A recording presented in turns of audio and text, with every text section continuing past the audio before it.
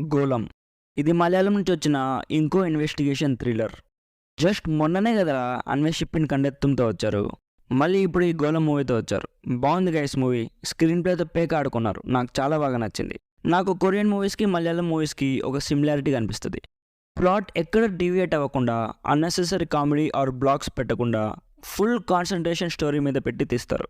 Korean movies తర్వాత investigation బ్యాక్డ్రాప్ని tight screen ప్లేతో handle చేయగలిగేది only Malayalam industry వాళ్ళే అని నా ఫీలింగ్. యాక్చువల్లీ ఈరోజు ట్విస్టర్స్ మూవీ చూద్దాం అనుకున్నా. జస్ట్ ఇందాకే హెచ్డి ప్రింట్ వచ్చింది. బట్ ఈ గోలం మూవీకి పాజిటివ్ రివ్యూస్ రావడంతో ఈ మూవీ స్టార్ట్ చేసేసా. ఈ golem movie plot and review తెలుసుకునే ముందు మన ఛానల్కి కొత్తగా వచ్చుంటే కొంచెం సబ్స్క్రైబ్ చేయండి గైస్. కొంచెం మోటివేషన్లో ఉంటుంది అంతే.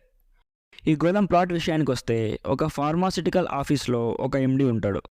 తన ప్యాంట్ మీద కాఫీ పడడంతో అది తుడుచుకోవడానికి వాష్రూమ్కి వెళ్తాడు. ఎంతసేపటికి బయటికి రాకపోవడంతో ఆ ఆఫీస్ ఎంప్లాయీస్ డోర్ ఓపెన్ చేసి చూస్తే అతను చనిపోయి ఉంటాడు. అతను వెళ్ళిన వాష్రూమ్ ఒక క్లోజ్డ్ రూమ్. అక్కడ ఎవ్వరూ ఉండరు. అసలు అది మర్డరా, సూసైడా అనేది ఎవరికీ తెలియదు. ఆ కేసుని ఒక పోలీస్ ఆఫీసర్కి ఇస్తారు. నెక్స్ట్ ఏం జరిగింది అనేది ఈ మూవీ స్టోరీ. స్టార్ట్ అయిన 10 minutes లోపే మెయిన్ ప్లాట్లోకి వెళ్ళిపోతుంది. ఈ మూవీలో మెయిన్ థింగ్ ఏంటంటే స్క్రీన్ ప్లే. అసలు ఒక్క సెకండ్ కూడా మనల్ని రిలాక్స్ అవ్వనివ్వదు. అంత టైట్ స్క్రీన్ ప్లే ఉంటుంది.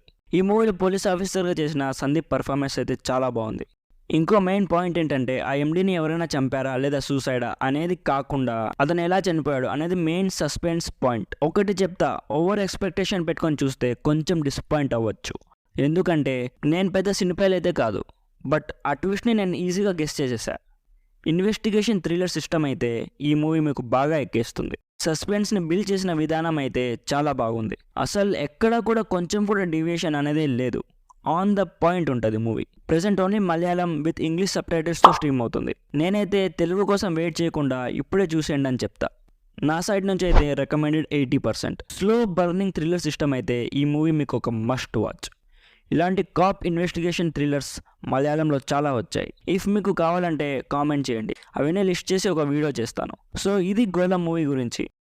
వీడియో నచ్చితే లైక్ చేసి మన ఛానల్ని తప్పకుండా సబ్స్క్రైబ్ చేసుకోండి. Thank you so much for watching. Bye bye. జై హింద్.